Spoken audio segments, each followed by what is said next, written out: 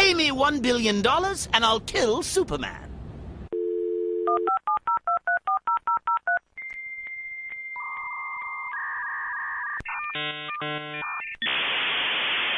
Akuma Lord, I've noticed you've been pretty critical of DC's live-action movies of late. How would you make a DC movie? What would you have done differently to improve DC's recent offerings, say, the past 2 or 3 ? Fired the writers for a start. Or actually hire some writers. Well, you know me, it's like, it says being pretty critical, but I quite liked Batman, Superman stuff. And you're far more forgiving of it than I am. I am, mainly probably because I'm just sick to the back teeth of Marvel. And to be honest, even if it's a bit shit, it's more interesting. Well, my opinion... That said, Suicide Squad is a garbage fire. Yeah, and the problem is people were holding that up as a highlight. They were holding that up as saying, yeah, it's better than Batman v Superman. Fuck off, is it? Well, they were, because, I mean, everyone was saying Batman v Superman was... Well, they might be saying it, doesn't mean they're right. Yeah, but internet opinion and whatnot. Yeah. But and that's the problem. DC seemed to be governed by internet opinion, or Warner Brothers seemed to be governed by internet opinion. There is a big issue with that, whether we all just seem to be jumping to that tune now. Whereas years ago it wouldn't have mattered, they'd have just made a film. Yeah, it's all focus group tested in depth. Well, there's just such an access for everybody to say how much they hate things now. Whereas you wouldn't have heard it before. People were standing around in comic shops having this conversation, but no one heard it, no one gave a shit. Yeah. I think if the internet had existed in like '89, Batman would never have been made. Like you'd had everything you need for Angry Nerd Bingo. Controversial star, music by a pop star, ridiculous budget, director no one's ever heard of. It's all those things. From what I understand, no one heard anything about it until it was more or less released out the door. But that was the same with all movies back then. Yeah, that's it. You didn't have You'd stuff. never made it now. It wouldn't have got off the ground. It would be a train wreck if it did, because they'd have just been pandering to everybody. Because everyone would have been going, we want it to be Dark Knight. We want it to be that. And then they'd have made Dark Knight and they'd gone, it's just Dark Knight. Yeah. Which was kind of a whole thing that came along with Batman Superman. Everyone's like, they're just making Frank Miller's Dark Knight, and well, isn't that what I thought that's what you wanted, because everyone was going. I never thought that for a second. I mean, I always thought, yeah, if they do make Dark Knight, brilliant. I mean, they don't need to, because the animated version of Dark Knight was just so spot on. We don't need any more petrol thrown on the Frank Miller fire, though. We don't need any more of that. Already thinks it's the second coming. We don't need it. I've not really read any other Frank Miller aside from some of the Sin Cities. You're probably doing all right.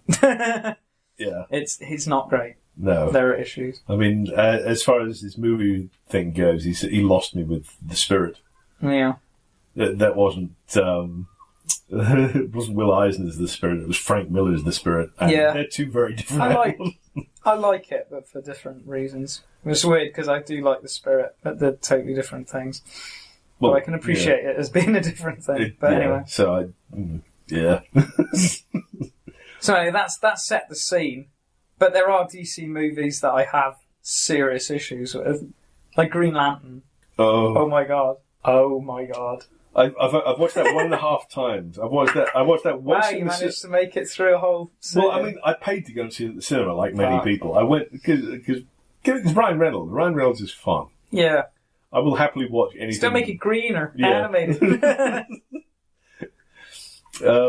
So yeah, I went and saw it at the cinema and then vowed never to watch it again. And then you tried to get us to watch it again that one time. And I think we made it about halfway through before punching the screen. Yeah, it's so bad.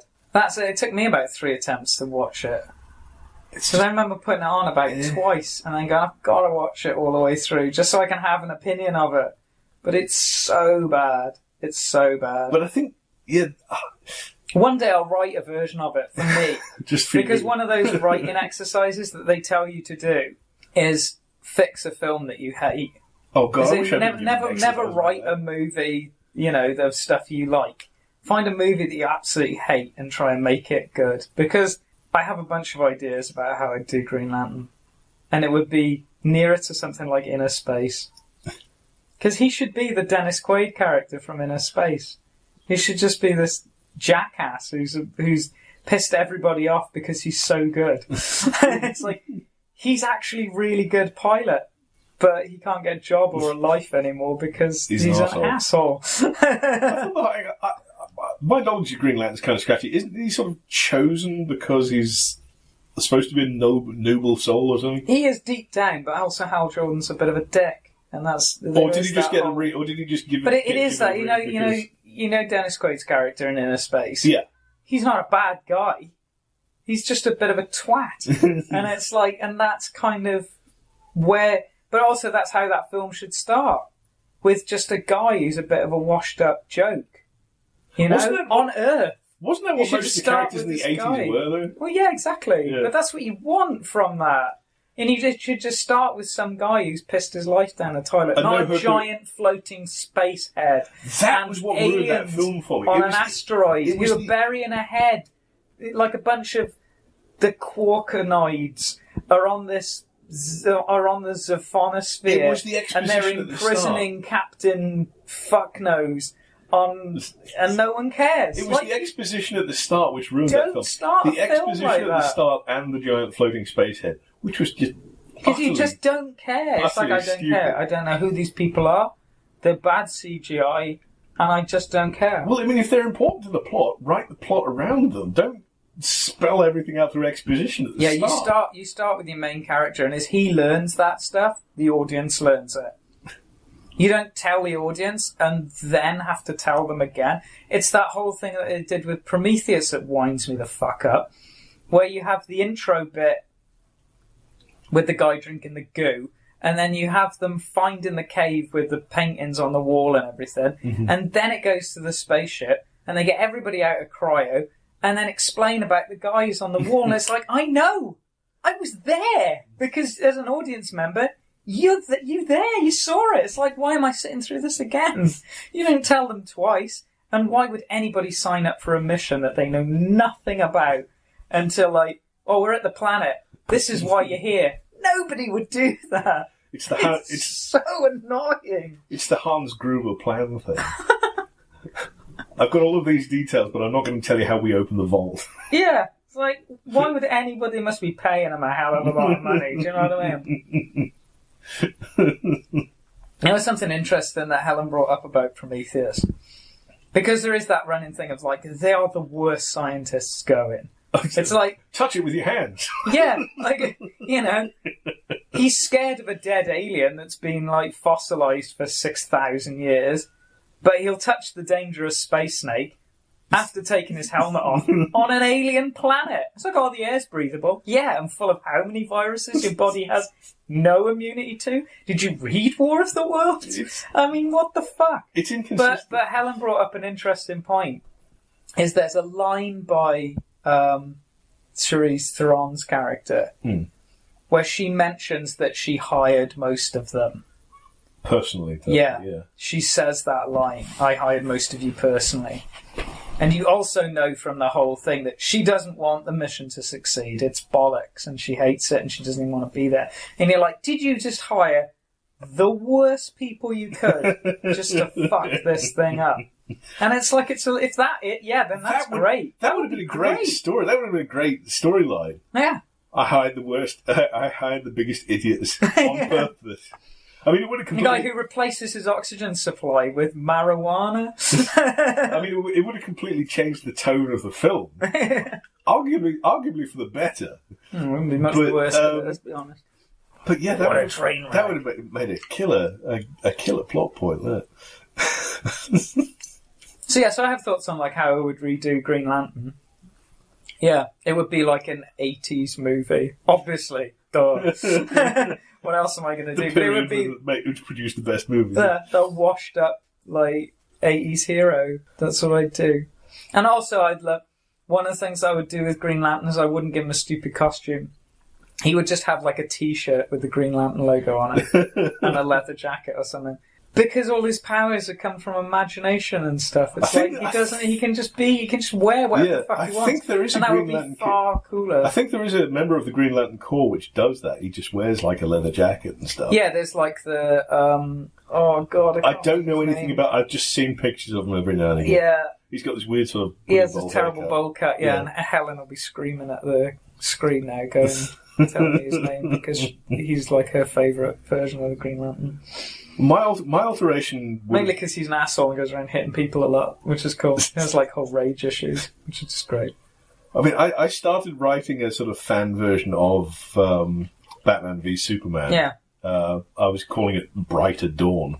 That's cool as fuck. Simply because that one was so grim and stupid. Well, I say in there, it's like, fix the things you don't like. And the key thing I would have had would be that Bruce Wayne, not Lex Luthor, would already know who Superman was. Yeah. He would have he would have seen everything that went down in Metropolis, and then tracked down who Superman was, and would have started observing him from a distance. I've written down this scene where Batman is dealing with the Joker in Gotham. Yeah. And then Superman comes in, and the Joker's sort of like, "Is he with you?" Because that's not the kind of thing that Batman would say. That's the kind of thing that the Joker would say. Yeah, totally. So in this scene, it's a lovely scene. I love the idea. In this scene, I would have had. It's like ploughing through the side of the room or something, and the dust clears, and he's just standing there all heroic. And the Joker's just got like a gun pointed at Batman. They're just sort of frozen there looking at him, and just goes, "Is he with you?" Because that would have worked. That's a Joker line. It's not a Batman line. So during that scene, Batman would have had Joker. He was going to beat the crap out of the Joker. Superman stops him. Yeah. And Superman starts with this huge tirade against Batman. His soliloquy about justice. Yeah, saying you're a vigilante. You're not allowed to operate anymore. I'm going to give you time to sort of shut down your affairs and stuff because you've done good stuff so far. Something along those lines. And Batman would have just stayed silent throughout the entire thing. He wouldn't have said a damn thing. Yeah. In that animated series kind of way, just like narrow the eyes a tiny bit or something. And then Superman just sort of gets pissed off and leaves with the Joker taking him off to jail. Yeah. And then as it went on, it would have been about Batman working out why Superman is the way that he is. Yeah.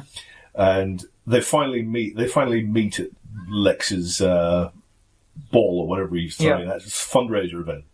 And that's when they shake each other's hands. Yeah. Now, Batman knows that knows that Clark Kent's Superman, so he knows just from this handshake that Superman's holding back. He's terrified. He's terrified of his own powers. Yeah, like crushing his hand. Yeah. Well, no, he doesn't want to do that. So he knows he's holding back. He knows that this guy could sort of crush all the bones in his hand to powder. And he realizes at that moment that this guy's frightened. He needs training. So Batman realizes that Superman needs training. But how do you train a god? Who's the kind of person that trains a god? Enter Wonder Woman. I would have had Wonder Woman training Superman. This is infinitely better. It's really good. And I would have worked the story from there. So I would have had Wonder Woman training Superman. And that's where you go from there. That's the birth of the Justice League. That's really fucking cool. But Batman's the world's greatest detective. Yeah. He's not just going to do what he did in Batman v Superman. It's still the closest they've ever come to balancing that, in recent years anyway, with him actually being smart. Because the Chris Nolan one really annoys me, because he just relies on everybody else, and he's just a thug. But the problem is, in Batman v Superman, Lex Luthor is a better detective than Batman. It's like Batman would have just had all the files on all those people. Why Lex had the files? Why weren't the files on that computer? Why did Batman basically have to rip off Lex Luthor's files? Yeah, that would have been lovely as well. Lovely reveal, like, because if you had that scene beforehand with him and the Joker and Superman and everything, but maybe the audience doesn't necessarily know that Batman knows all this stuff. And then you get that cool bit where he goes back to the cave. And Alfred's there and he asks him to make him a cup of tea or something. And he just walks over to the thing and takes off the cowl. I'm just seeing it totally like the animated series, like that visuals. And he just speaks to the computer in that beautiful Kevin Conroy voice. And it's just like, computer, bring up everything you have on Clark Kent, Superman. It's just like reels off all this stuff and you've got like all the files down the side for the fanboy nerds of like all the characters that he knows about. So he's got like Aquaman and all this shit on the side. And it's just like, yeah, I mean, all this information is the kind of stuff that Batman would have. If Batman's been around for as long as he has, as is depicted in that film, he would know all this shit already. Yeah. Or he would have clues as to where in the world he's supposed to be watching. Do you know what would be actually, fuck that. Do you know what would be absolutely amazing? What? As he walks into the cave, same way. And Alfred's there, and Alfred's like, "Do you have an interest in, like, you know, some sort of dry quip that he does?" And he goes, "Well, I met that alien that crashed in that farm 20 years ago. That was interesting." Because he'd know about the crash, and he'd have looked into it. Well, you see, I'm not sure I'd take it that far. I mean, that would be lovely. That would be nice. Because his bat satellite detected it when it came through the atmosphere. Oh, I would. The Black Knight satellite. Yeah, which is just really lovely. I found the little homage. You know, the Black Knight thing that was apparently up there floating. It would have been good if the first time he popped up on. Oh, actually, no, it all happened at the same time, didn't it? I was going to say it'd be nice if he made a mention of his satellite, because there was a Wayne Tech satellite, but that was during the battle over Metropolis anyway. No. It all happened at the same time. But I like the thought of actually, what distance? How much time was between Man of Steel and Metropolis? No, wait, no. What are you saying? Use your words. Use your words, Phil. The films are like back to back. Yeah, there was no because it kind of sort of starts out. You know, with Batman vs Superman takes place sometime after the Battle of Metropolis. That's right. Yeah. See what I'm saying about those films, and I'm not saying that they are well executed, because all the things that you've done to fix that are like making the plot better and making the way the story is told better, and that's great. Why I still like them is because I think that although they're saying it wrong or doing it wrong, that what they are saying is good and interesting and clever. Because the stuff about what it is to be a hero, about why Batman at this point in the DC universe is more of a hero than Superman, those ideas of what makes you a hero, is, I think, dealt with in a more interesting way than Captain America did it. And that's basically it. Because my issue with Captain America Civil War was that nothing happened. It was a schoolyard scrap between a bunch of kids. They were the same people they were at the start of the film. They didn't develop or change or learn anything. And they were trying to deal with that idea of what makes a hero and what is the, you know. Whereas Batman Superman did it in the opening sequence, and they did it really, really well. You've got all that stuff happening. You've got Superman crashing through the buildings and everything's falling down. Mm. And Bruce Wayne just runs into the debris. And it's like, that's what a hero does. He's human, and he knows he can die. Like a brick could fall on him and kill him. He knows that, but he does it anyway. And that sequence alone saves the whole film for me. Because it's like, they get it.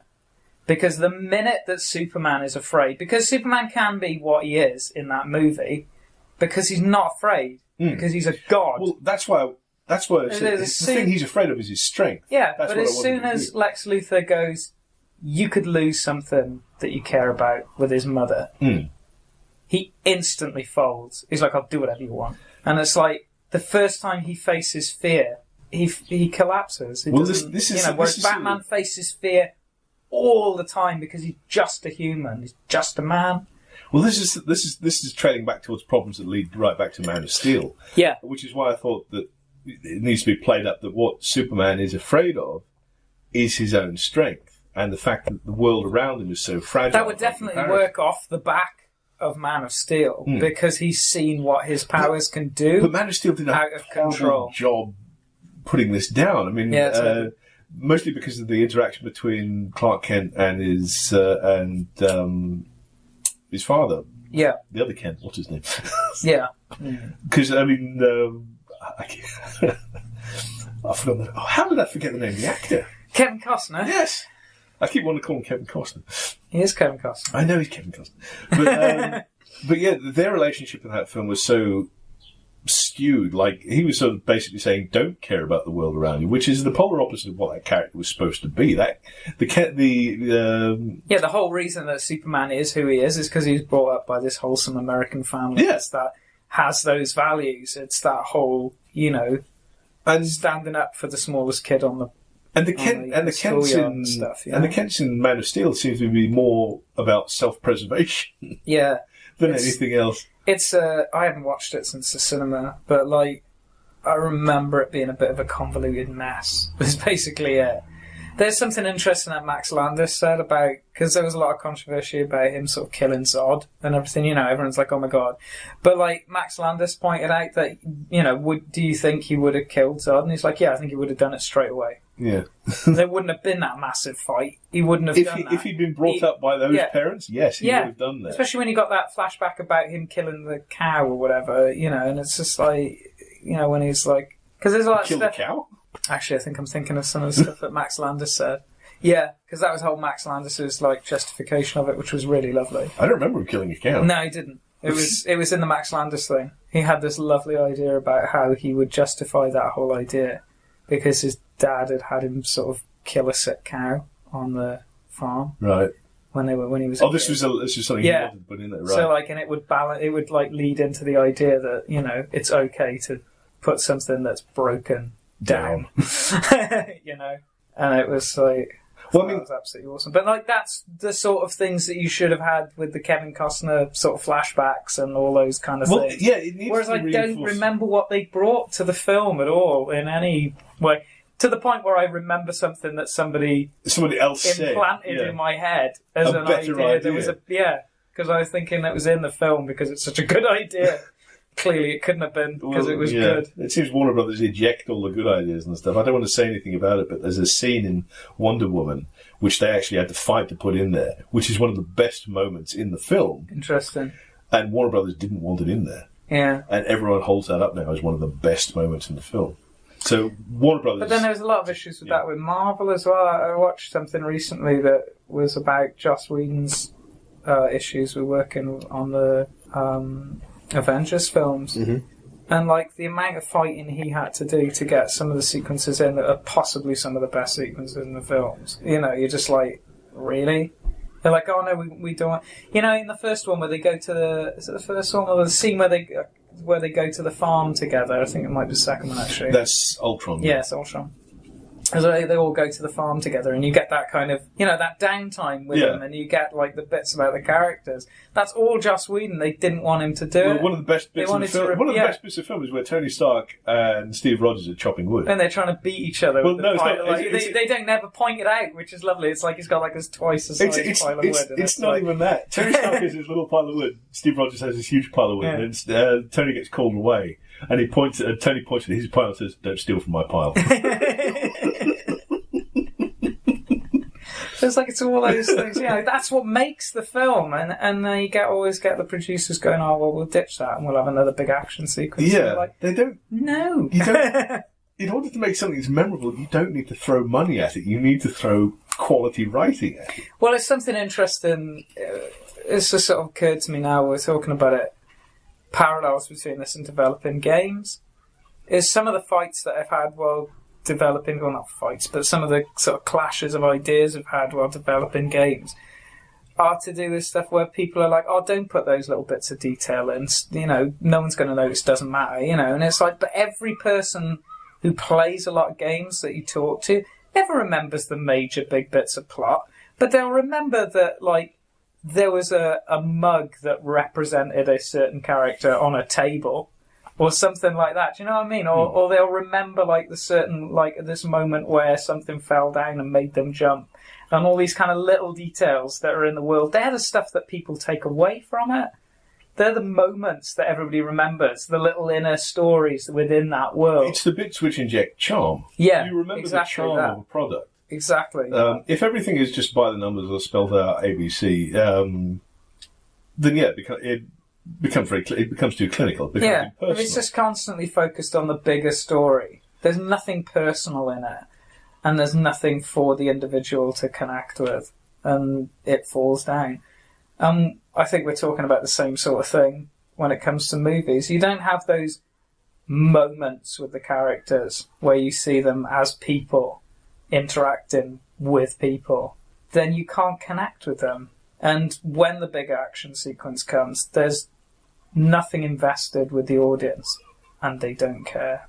And it's simple as that. So you don't have those moments where the character makes you smile, or makes you laugh, or makes you cry, or makes you feel something for them in a moment of respite, a moment of quiet. Then there's nothing. When someone holds a gun to their head, it doesn't matter. It doesn't necessarily have to be... I mean, they always say, oh, you've got to humanise characters, you've got to make them relatable and stuff. Not necessarily. It's not even that. It's not. It's just giving them something to do, which means they're more than just a pawn in a big action sequence. Yeah, well, more than just a two-dimensional cliche. It's like no one cares about characters like Superman on the grand scale because he represents something. He's an icon. He's not a person. Well, this is what I've always thought. And this is what the problem is, you know. And it's like as soon as you get these grandiose characters that are a walking bunch of stereotypes or a tick list of morality codes like Superman, it becomes you can't communicate with it. It's like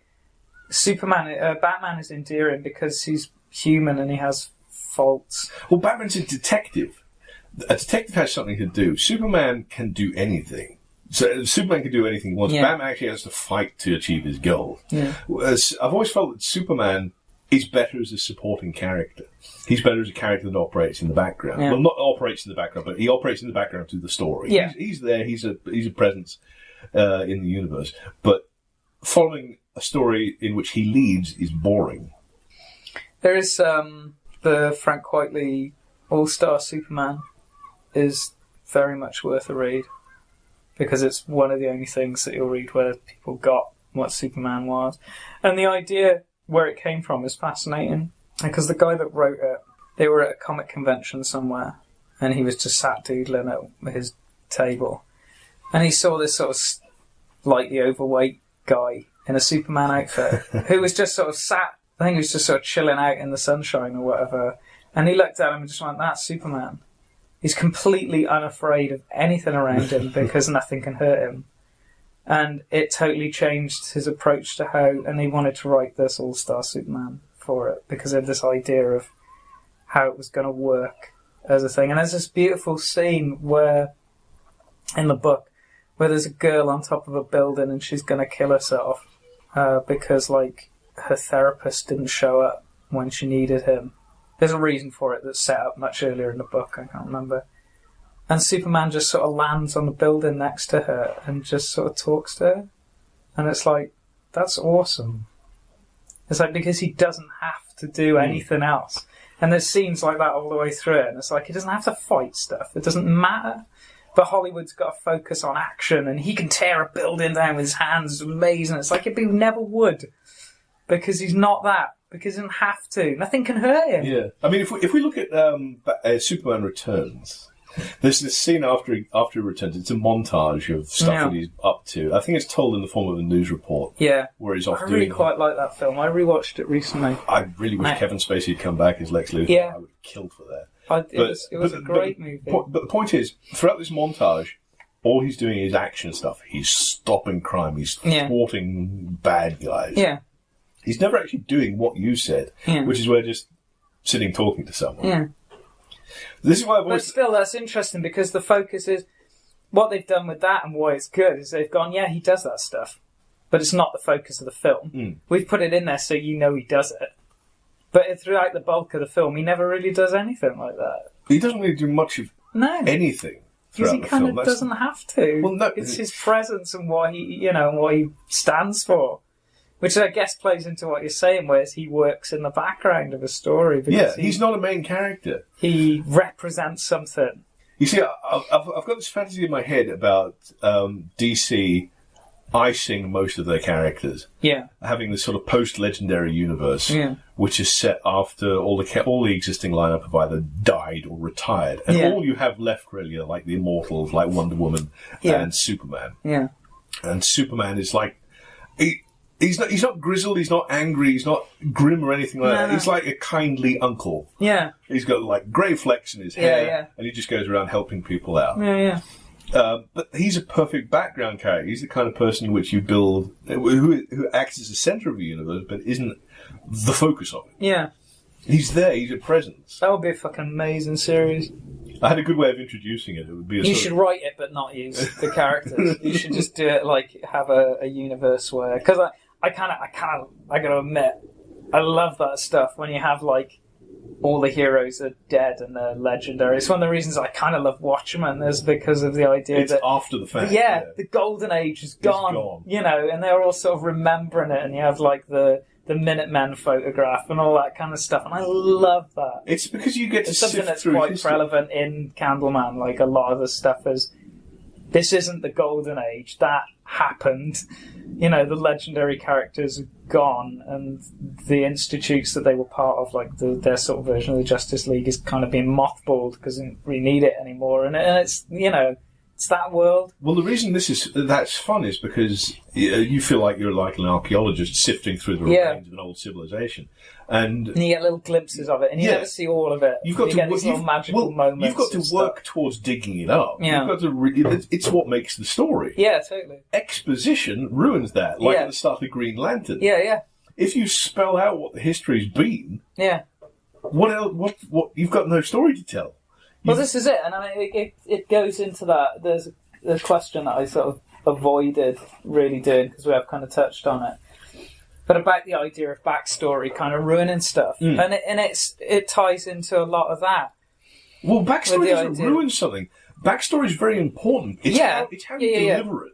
Well, I was going to say, it's like I went to a talk recently by a couple of guys who write for games, and they've written some really amazing stuff. They did, is it Soma and stuff? Oh, yeah. Yeah. And their biggest thing that they brought to all of it, and it's 100% right, and we've kind of talked about it before, is gaps. They said leave gaps in stuff. You leave spaces for people to build their own idea of what something is, and that's where the magic is. And it's like, and it, you know, like for horror movies, it's like you don't show the creature because what they can conjure up in their head is far more frightening than anything you'll put on the screen. Yeah. And the same sort of ideas that, you know, you have these gaps in the stories where people can go, oh man, what if the world was like that? You know, what was the world like when the Jedi were around? I kind of wish we hadn't seen it. It's far more interesting when we didn't know. Yeah, the Jedi were always more interesting than they were sort of this background entity which was spoken in hushed tones by scum and villainy. Yeah, and it also fits into those whole things. Like, two of the most enigmatic and interesting characters in the original Star Wars films, Darth Vader and Boba Fett. Like, everyone goes mental over Boba Fett. Doesn't fucking do anything. But you have no idea who he is. And that mystery was enough to make him iconic. The fact that he's just this guy who turns up in a helmet and no one knows what he looks like underneath. No one knows who he is, and you never find out. And it's like, that's why he was so mythical, was that. And the same with Darth Vader. It's like, what is, you know, and then he's just this thing in a black helmet that walks around doing terrible stuff to people, and you're like, why? Who are you? And there's all this mystery and all these ideas, you know, and you get little snippets of it. And even when you know he's his dad, you're like, what happened to make you this? How did you go from being like Obi-Wan's best mate to being like the second most evil thing in the universe? How the hell did that happen? You know, and then we found out, and it was shit. And it's like, they never tell you. They never tell you. I mean, the closest they get is Obi-Wan saying he's more machine now than man. Twisted and evil. Yeah, I mean, it's great. That's it. That's the only bit of information you have. But that's what you want. He was like, oh, he was my friend, and he was a really good pilot. Yeah. And you're like, and the thing about the Clone Wars, you're like, oh man, what was that? Because like before you knew, and it was a bit rubbish, the Clone Wars sounded amazing. It's like, yeah, we fought together in the Clone Wars. And your mind goes, wow, is that just like the entire of the original series of Battlestar Galactica? It's just that. It's like you were Starbuck and what's his name? I'll tell you what. Apollo. A little bit off topic. Because that's what I imagined. It wasn't what they gave me. A little bit off topic. Have you seen the trailer for Battlefront 2?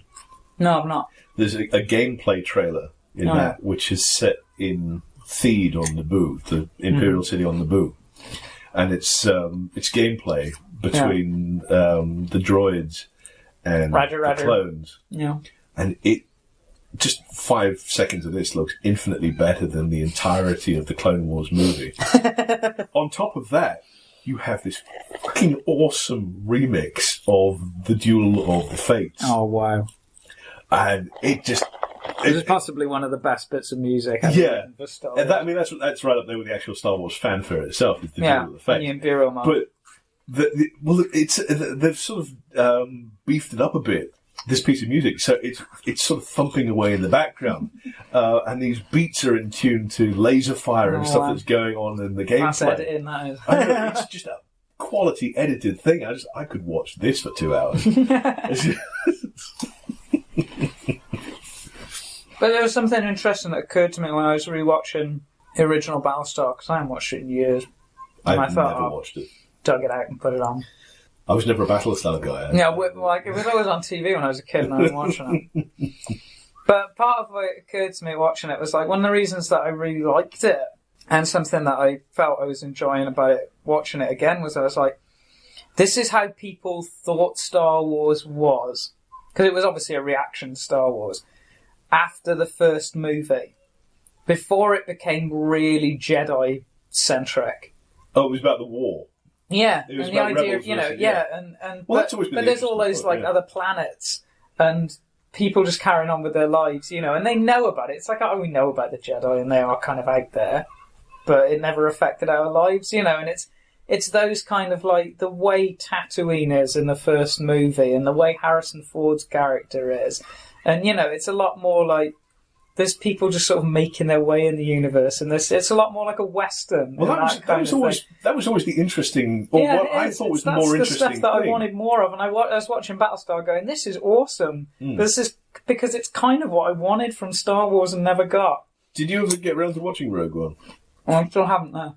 But the major reason is because they're reopening when the cinema's up by me, and they're going to show it. So right, so you're saving it for that. Yeah, because my friend is like a ridiculous Star Wars fan. And he hasn't seen it either, so we're both waiting. I was going to say, I've got it here. You can watch it here. No, don't watch it. Wait for the big screen. And it's on the and he keeps going.